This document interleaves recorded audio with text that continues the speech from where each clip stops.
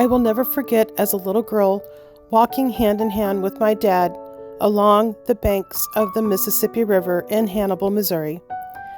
He would teach me how to skip rocks, and we would watch the boats as they raced up and down the Mississippi River. These are precious memories I will never forget.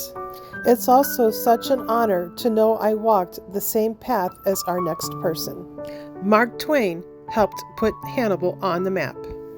Just like my dad, this was Mark Twain's boyhood home. Samuel Longhorn Clemens was born in Florida, Missouri in 1835 and passed away in Connecticut in 1910. Samuel and his family moved to Hannibal, Missouri when he was 4 years old. At the age of 11, Samuel's father, John, passed away from pneumonia. He was a judge as well as an attorney. Samuel's older brother, Orion, worked at a newspaper where Mark Twain ended up getting a job as a typesetter, an apprentice, as well as a printing press operator.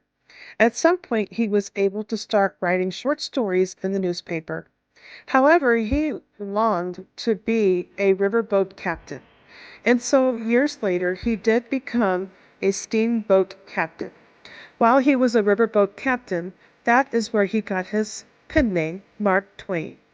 He did manage to write several short stories as he cruised up and down the Mississippi River, but it wasn't until the Civil War, where they closed down the rivers, Mark Twain had no choice but to leave his beloved job. And he traveled, and among those travels, he wrote Tom Sawyer and Huckleberry Finn.